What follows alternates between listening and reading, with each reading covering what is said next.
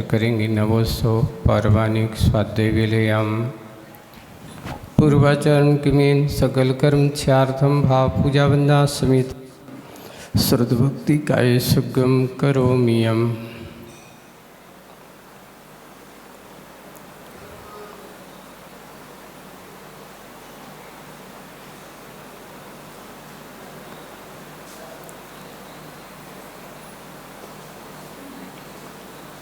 ओंकारं बिंदुसंयुक्तं नित्यं ध्यायन्ति योगिना कामदं मोक्षदं चैव ओंकाराय नमो नमः।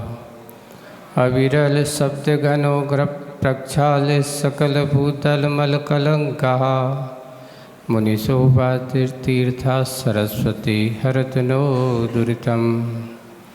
अज्ञानतिमिरान्धानां ज्ञानाञ्जनशलाकया चक्षुर्मीलितं येन तस्मै श्रीगुरुवे नमः। परं गुरुभ्यो नमः परम्पराचार्यगुरुभ्यो नमः। सकलकलशविध्वंसकं श्रेषां परिवर्धकं धर्मसम्बन्धकं भव्यजीवनाविधिबोधिकारकम् इदं शास्त्रं श्रीतोताख्यरुतानां ध्येयम्। अस्य मूलग्रन्थकर्तारः श्रीसर्वज्ञदेवा तदुत्तनग्रन्थकर्तारः श्रीगणधरदेवा प्रतिगणधरदेवा। तेषां वचनानुसारमासाद्य श्रीमदाचार्यगुरुवर श्रीविद्यासागरजी विरचितं मङ्गलं भगवान् वीरो मङ्गलं गौतमो गणी मङ्गलं कुन्दकुन्दार्यो जैनधर्मोऽस्तु मङ्गलं। सर्वमङ्गलमाङ्गल्यं सर्वकल्याणकारकं प्रधानं सर्वधर्माणां जैनं जेतोशासनं। कोटिशतं द्वादशैव कोटो लक्षाणि शीतस्तदिकानि चैव पंचाशदष्टोत्तरसहस्रसङ्ख्ये मेतच्छतं पञ्चपदं नमामि। अरिहन्तभासयत्तं गणहरदेवीं गन्तियं सम्मं प्रणमामि भक्तियुक्तो सदनान्मो वयं सरसा।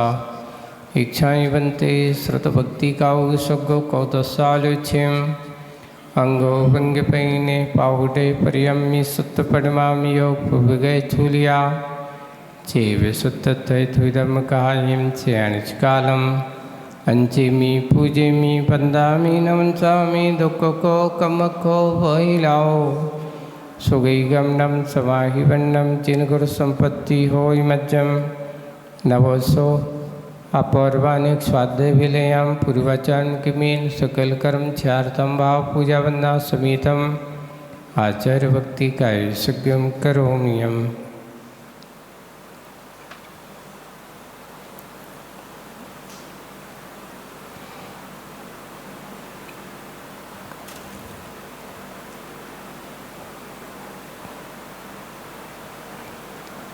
सृज्जलधिपारिगेभ्यः सुपरिमिति विभाविना पटुमतेभ्यः सुचरितपोनिधिभ्यो नमो गुरुभ्यो गुणगुणभ्यः। छत्तीसगुणसमग्रे पंचविहाचारकरणसन्दर्शे शिष्यानुग्रहे कुशले दमार्ये सया वन्दे। गुरुवत्ति संयमेन तरन्ति संसार सायरं घोरम् छिन्नन्ति अट्टिकम्बं जम्बं वर्णं न पावयन्ति।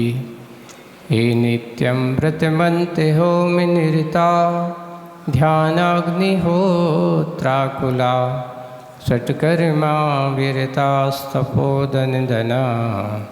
साधुक्रिया साधवा शीलप्रावरणा गुणप्रहरणाश्चन्द्रार्किते ज्योतिकः मोक्षद्वारिकपाट न विटा पीनन्तु मां साधवा।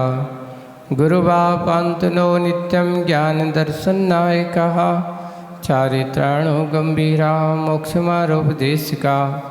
इच्छाएं बनते आयुर्भक्ति कौ सगो कौतसालुच्छिम शमनान समदस संचर जत्ताणं पंचव्याचानम आर्यानम आराधि सदनानोपदेशानम वज्रयानं तिर्गुल्पानरयानं सभ्यसावनं शयनचिकालं वञ्चेमि पूजेमि वन्दामि नमन्सामि दुःखको कमखो वहिलाओ सुगैगमनं समाहिवर्णं जिन गुण संपत्ति हो हिमचम। मंगलाचरण के रूप में महामंत्र नमोकार। नमो अरिहंताणं नमो सिद्धाणं नमो आयर्याणं नमो वज्रायाणं नमो लोये सव्यसाहूणम्। बोलो शासन नायक भगवान महावीर स्वामी की, मूल नायक देवादिदेव 1008 श्री शंभुनाथ भगवान की, परम पूज्य आचार्य गुरुवर श्री विद्यासागर जी महाराज की, आचार्य श्री समय सागर जी महाराज की, 3 कम 9 करोड़ मुनिराजों की, अहिंसा परमो धर्म की। मुनि श्री 108 अजित सागर जी महाराज की, मुनि श्री निराग सागर जी महाराज की, एलक श्री 105 विवेकानंद सागर जी महाराज की। भव्य पिपासु बैठे हुए हैं, मन में जिज्ञासाएं सबके मन में हैं। भगवान की दिव्य देशना सुनने के इच्छुक हैं, पर कोई समझाने वाला नहीं था।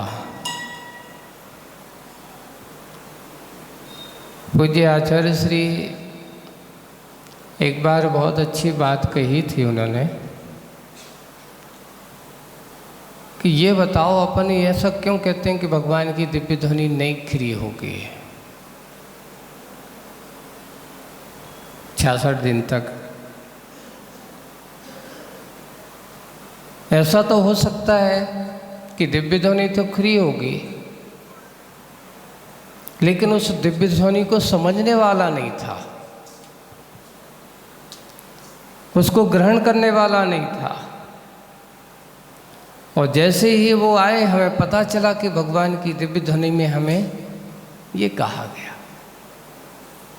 इसलिए कल गुरु पूर्णिमा महोत्सव हुआ है, तो आज से अपन को वीर शासन जयंती का ये दिन, भगवान जिनके शासन काल में हम हैं, ऐसे उनके शासन काल में भगवान की वाणी को झेलने का कार्य प्रथम गणधर उनके इंद्रभूति बने, जिनका नाम गौतम गणधर था। इंद्रभूति का पूर्व नाम क्या था? गौतम गणधर का पूर्व नाम इंद्रभूति था, है ना?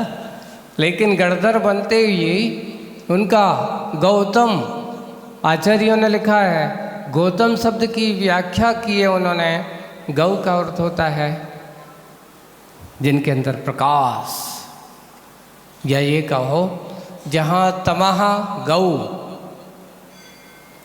जिनके अंदर का अंधकार, अज्ञान, अहंकार चला गया, उसका नाम गौतम था।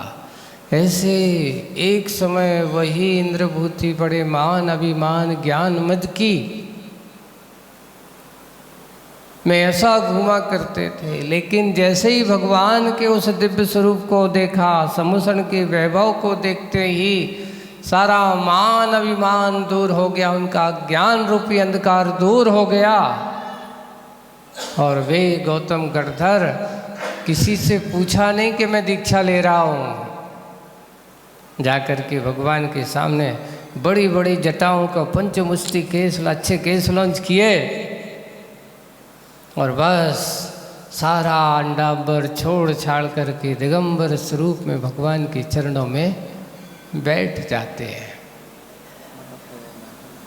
और जैसे ही उनको वो इतना पात्र थे ज्ञान के मंजे हुए, इतना यानी उनके अंदर की कसायों की निर्मलता इतनी दूर हो जाती है कि उनके पास 64 रिद्धि में से 63वीं रिद्धि भी प्राप्त हो जाती है। सोचिए आप, गणधरों के पास कितनी रिद्धियाँ होती हैं? 64 नहीं होती। 64वीं रिद्धि अरहंत भगवान के पास होती है। गणधर के पास 63 रिद्धि होती है। मन पर्याय ज्ञान भी उनको हो गया, मन पर्याय ज्ञान हो जाता है, यानी पात्र उन्हें मिल गया। बस भगवान की वाणी उनके पास आ गई। पूज्य आचार्य भगवान कहते थे, जैसे सिंगिनी का दूध स्वर्ण पात्र में ही टिकता है। किस में टिकता है? अगर दूसरे पात्र में रख दिया जाए तो उसमें छेद हो जाएगा, टिक नहीं सकता है, ऐसा नीतिकारों ने लिखा है। वैसे ही भगवान की वाणी को झेलने की सामर्थ्य हर किसी के पास नहीं होती। उसको झेलने के लिए हाँ, ये बात अलग होती है कि अब उसके हिसाब से उस पात्र को उसकी वाणी का सार देने वाला होना चाहिए। अभी जैसे कहा जाता है, छोटे बच्चे होते हैं, उनको सीधा दूध जैसे मान लो गाय आदि का नहीं पिलाते। क्यों नहीं पिलाते? क्यों? क्योंकि उसका पचाने की सामर्थ्य, तो थोड़ा पानी मिला कर दे देते हैं। इसलिए क्योंकि किसी प्रकार की कोई विकृति ना आए। वैसे ही हमारे गणधर परमेष्ठी जो होते हैं, वे क्या करते हैं? पात्र के अनुसार हमारे बहुत सारे आचार्य हुए, केवली हुए, अनुबद्ध केवली हुए, आज वह श्रुत की धारा हुए परंपरा आज हमारे बीच में चली आ रही है। ये सोच लेना कि जब तक इस श्रुत की धारा हमारे बीच में बनी रहेगी, सुनने वाले, समझने वाले, समझाने वाले बने रहेंगे, तब तक भगवान महावीर स्वामी का शासन काल चलता रहेगा, निराबाद रूप से चलता रहेगा। आज ऐसे भगवान महावीर स्वामी के इस शासन काल में अनेक उनके मोक्ष जाने के बाद अनवद्य केवली हुए। बाद में गौतम गणधर को स्वयं केवल ज्ञान हुआ, वे भी मोक्षगामी हुए। ऐसा कहा जाता है भगवान के मोक्ष जाने के बाद कोई 3 कहते 3 केवली हुए, कोई कहते 5 हुए, लेकिन 5 का प्रमाण ज़्यादा मिला करता है। फिर उसके बाद केवल ज्ञानियों का अंत हो जाता है। अंगधारी आचार्य, द्वादशांग को जानने वाले, पूर्व को जानने वाले ऐसे आचार्य हुए। उन्होंने इस श्रुत की परंपरा को निर्वाहित किया। फिर उसके बाद केवली शुद्ध केवलियों का आगमन होता है, और शुद्ध केवली जो संपूर्ण श्रुत को जानते उसके नाम केवल ज्ञानी नहीं होते। शुद्ध केवली कभी भी, शुद्ध केवली का अर्थ क्या होता है? जो संपूर्ण ज्ञान को जाने से उसका नाम श्रुत केवली है। शुद्ध केवली का अर्थ केवल ज्ञानी नहीं है। केवल ज्ञानी अलग बात है, शुद्ध केवली। और फिर उसके बाद शुद्ध केवलियों में धीरे धीरे धीरे धीरे कम होते चले जाते हैं। कोई 11 अंग के धारी होते हैं, कोई 10 अंग के धारी हुए, कोई पूरे पूर्व का जान ना जान करके धीरे धीरे ज्ञान को जानने वाले कम होते चले जाते हैं। और अंतिम, पहले ज्ञान की धाराओं को किताबों में बांधा नहीं जाता था, एक दूसरों को श्रवण कर देते थे। मुनिराज बताते थे, इतने पाठी लोग श्रावक थे कि उनकी बात को बहुत तत्काल याद कर लेते थे सुन कर के ही। एक पाठी श्रावक, 2 बार सुनने वाले श्रावक, मुनि, ऐसा होता था। वे मुनिराज रहते थे, उपदेश दे देते, और वो उपदेश उनको कंठस्थ हो जाता था। जैसे अकलंक देव और निकलंक देव की कथा आप लोग पढ़ना। अकलंक देव एक पाठी जो एक बार सुन लेते तो पूरा याद हो जाता था, लेकिन निकलंक थोड़े क्या थे, उसको बात को 2 बार सुनना पड़ता था। जब वो उनके पास वो पढ़ने गए और पढ़ने के बाद उनसे कहा समस्या आएगी, अब तो कोई एक बचेगा। तो निकलंक कहते हैं कि भाई तुम्हारा 6 सम एक बार सुनने में पूरा याद हो जाता है, मुझे तो 2 बार सुनना पड़ता है, इसलिए तुम्हारा जीवित रहना जरूरी है, लेकिन अपने धर्म की रक्षा करना है, अपनी धर्म की शान को बनाना है, इसलिए आपका रहना जरूरी है। उन्होंने अपने धर्म की रक्षा के लिए अपना सर कलाम करवा दिया, पर धर्म को नाश होने नहीं दिया। ये है हमारी आचार्यों की परंपरा, जिनवाणी की रक्षा करने वालों की। इसलिए बंधु, बहुत दुर्लभता से हमें जिनवाणी मिली हुई है।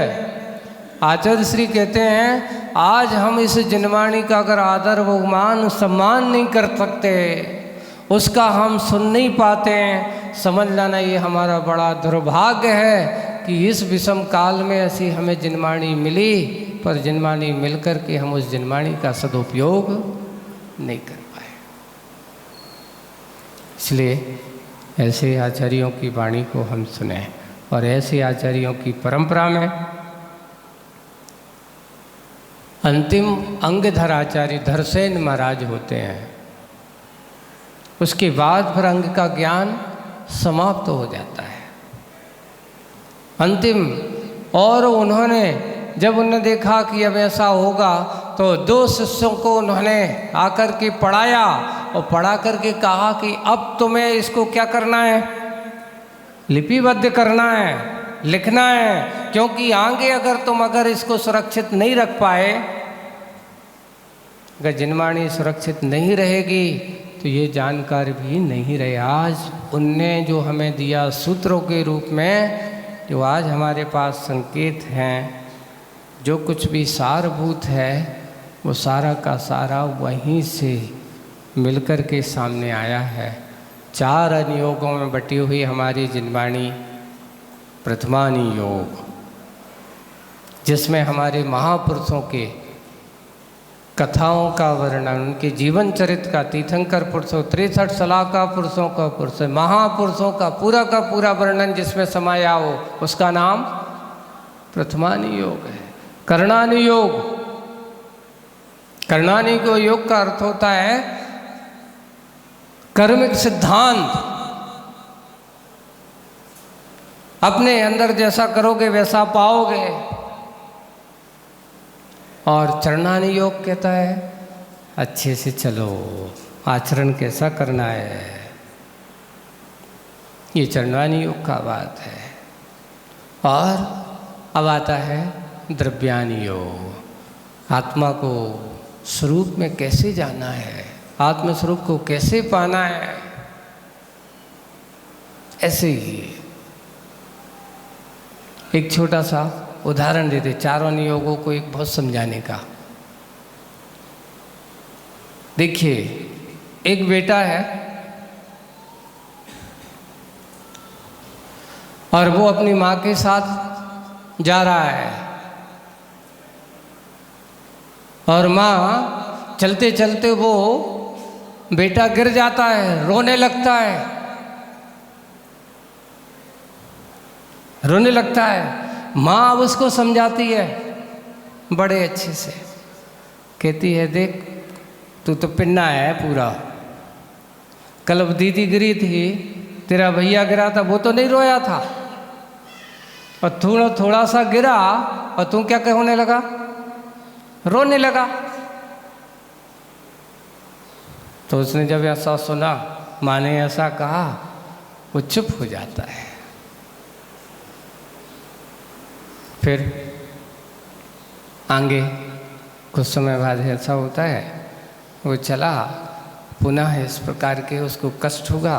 माँ ने उसने कहा, फिर भी नहीं माना, फिर भी कह रहा है मुझे लग गया है, मुझे ऐसा हो रहा है वैसा हो रहा है। तो वो कहता है तुमने लगता है कल किसी को गिराया था, किसी को तुमने गिराया होगा,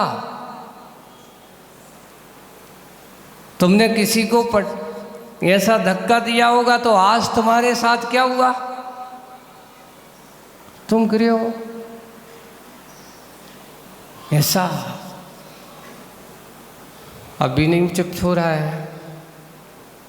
माँ अब कहती है बेटा कभी किसी के बारे में बुरा मत सोचो, कभी किसी को गिराने के भाव मत करो। क्योंकि तुम अगर किसी को बुरा करने की सोचोगे तो तुम्हारा नियम से क्या होगा? बुरा होगा। अच्छा सोचो, अच्छा होगा। कभी किसी का बुरा करने की बात मत करो, ऐसा उनको उपदेश दिया। काश और फिर बाद में धीरे से और कुछ के, अगर तुम देख के चलते तो गिरते कैसे? गलती किसकी थी? गलती किसकी थी? बताओ, किसने गिराया? तुम अपनी गलती के कारण से गिरे हो ना, कोई तुम्हें गिराने वाला तो नहीं आया था। माँ ने बड़े अच्छे से उसको समझाया।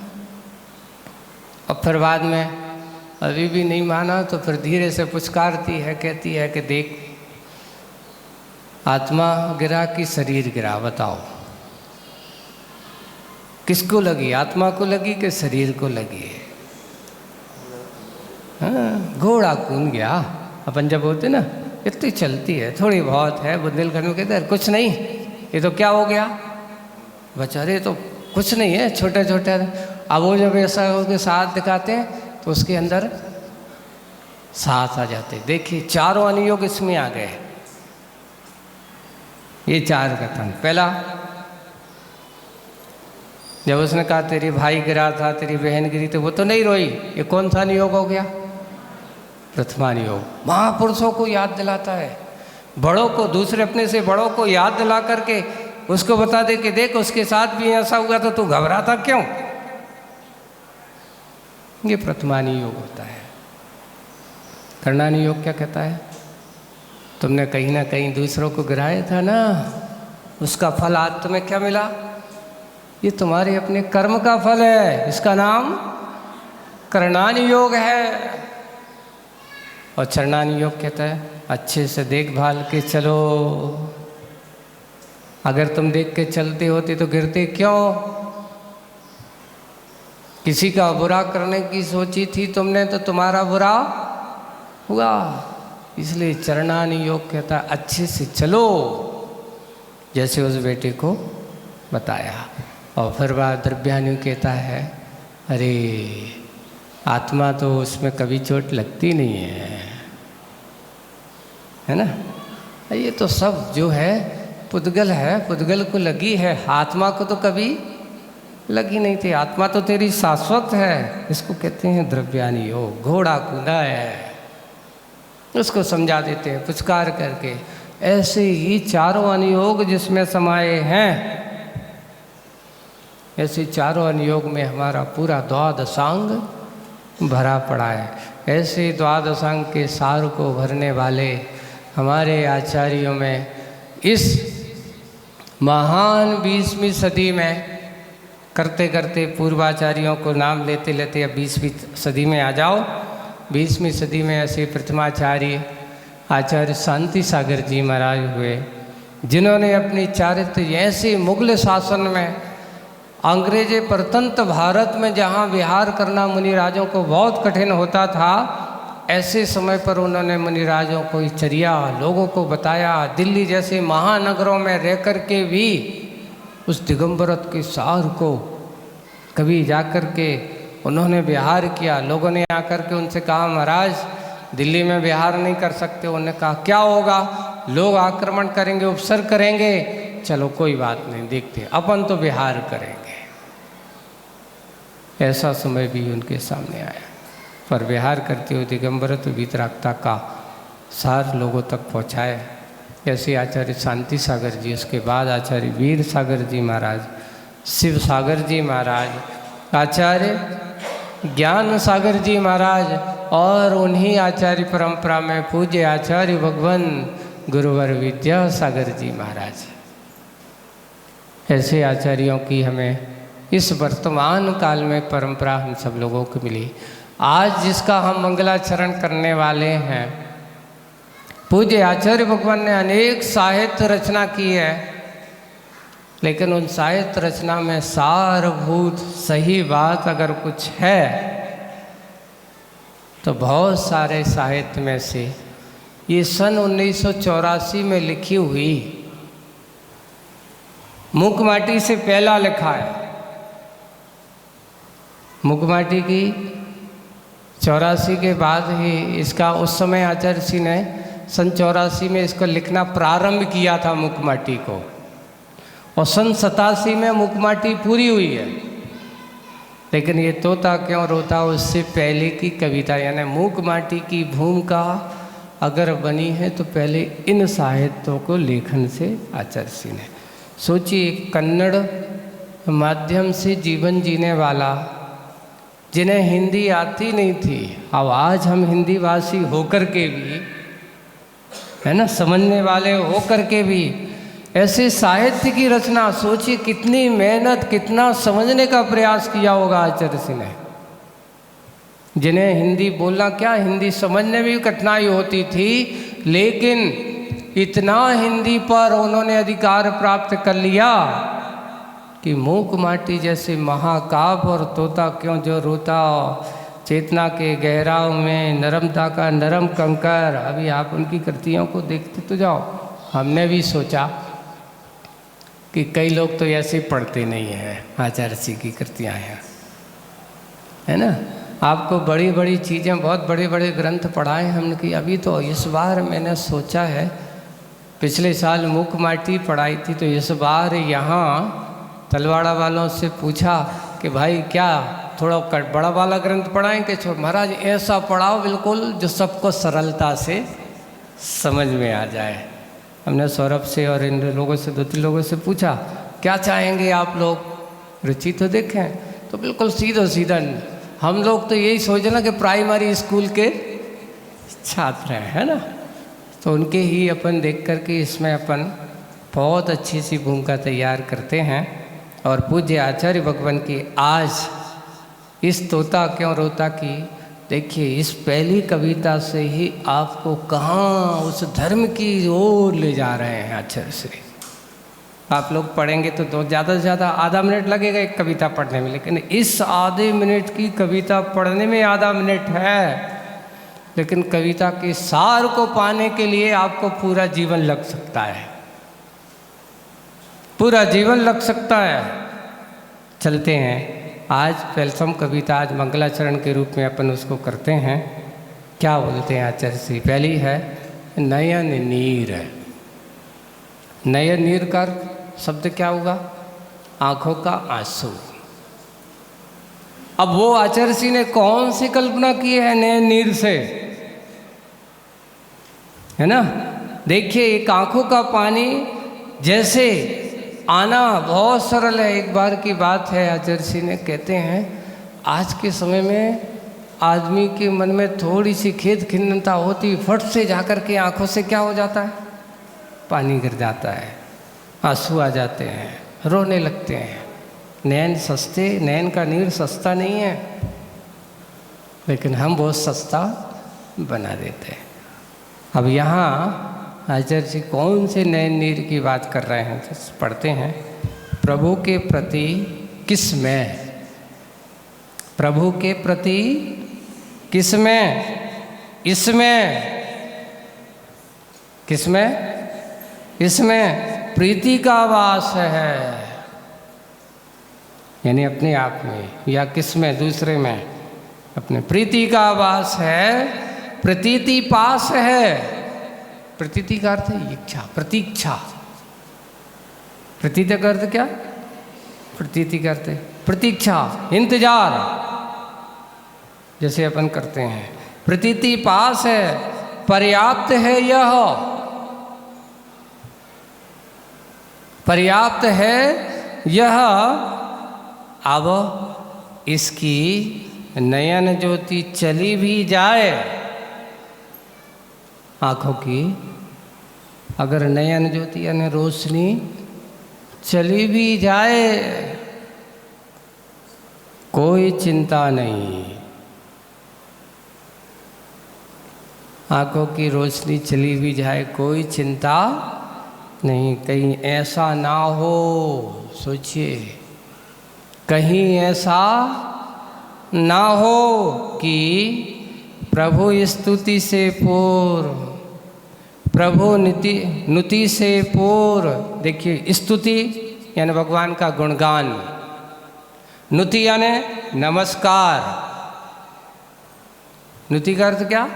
झुक करके भगवान के चरणों में नमस्कार, इसका नाम नुति यानी झुकना।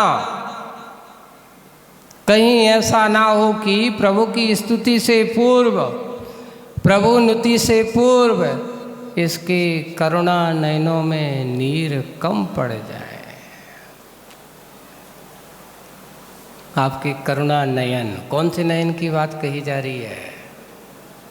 इतना पूरी कविता का सार मात्र इन शब्दों में भरा पड़ा है। कभी किसी दुखी को देख कर के तुम्हारे मन में दया का भाव नहीं आया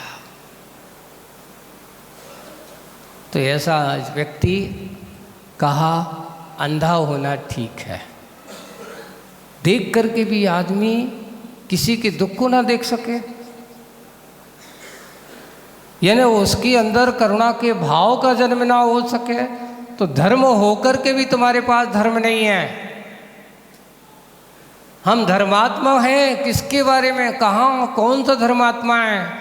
सबसे पहले अपने के प्रति अगर करुणा का भाव नहीं है तो वो भला ही घंटों पूजन कर लो। उसने क्या किया? इस थाली का उस थाली में ही द्रव्य डाला है, धर्म की आराधना नहीं की है। धर्म की आराधना तो वह है कि अपने से पहले किसी को दुख ना पहुँचे। दया धर्म की बात करने वाला ही सच्चा धर्म है। यानी आज की कविता का सार यही है कि अगर हमारे मन में करुणा का भाव नहीं है तो हमारी भगवान की स्तुति करना, भगवान के चरणों में झुकना सब बेकार है। भगवान के चरणों की स्तुति और भगवान के चरणों का प्रणाम, उनके चरणों में प्रणाम, इसके लिए ऐसा ना हो, कहीं ऐसा ना हो वो कल्पना की रहे हैं आचार्य जी, भला ही आँखों की ज्योति चली जाए, भगवान मुझे मंजूर है आपकी स्तुति के पूर्व, आपके चरणों की नमोस्तु करने के पूर्व मैं क्या चाहूँगा? इस जीव के करुणा के नयनों से नीर ना चला जाए। करुणा भाव हम सबके प्रति बना रहे, कम ना पड़ जाए, जितना बन सकता है उस नीर को अपने जीवन में बनाए रखिए, करुणा भाव बनाए रखिए। करुणा भाव वह होता है जो किसी जीव के कष्ट को देख करके आपके मन में, आपके हृदय में कांपने लगे, है ना। और किसी के ये भावना होने कि भगवान कोई दुखी ना हो। श्रावक अगर सुबह से या भगवान की भक्ति करता है, भगवान की भक्ति करने के बाद आपको क्या संकल्प करते हो? आज का समय अपना हो गया है, मैं आपको कल बताऊंगा, यानी कल नहीं कह रहा हूँ, अगले, अभी ये मत कह दे कि कल क्या होगा, अभी नहीं, आगे जब भी मौका आता है आगे आपको बताता हूँ कि आपकी पूजन करने के बाद आपके क्या संकल्प होना चाहिए, आपकी क्या भावना होना चाहिए, और भावना कैसी होना चाहिए उसकी बात समझेंगे बाद में। आज बस इतना ही। आज वीर शासन जयंती के इस पावन बेला पर आचार्य श्री के द्वारा रचित ये तोता क्यों रोता कृति, हम लोग इसके रहस्य की गहराई में जाएंगे और तोता कौन है उसके बारे में आप समझ लेना। समय समय पर उस आत्मा के बारे में आज कहा कि भगवान मुझे आपकी नमोस्तु पूजन करने के पहले मैं चाहूँगा कि कहीं मेरे अंतरंग के हृदय की करुणा का नीर कम ना हो जाए, वो भरे रहेगा तो हमारी नीर, हमारा भाव ही समझ लें। इतना ही कहते हुए विराम। कल से समय का पूरा अपना ध्यान करते हुए उस कार्य को हम करेंगे। बोलिए परम पूज्य आचार्य गुरुवर श्री विद्यासागर जी महाराज। जावाणी के ज्ञान ते सुजय लोकालो, सौवाणी मस्तक नमो सदा दे थोड़ो, हे दिन वाणी भारती तो जपो दिन रैन, जो तेरी सरना गहे सो पावे सुख चैन।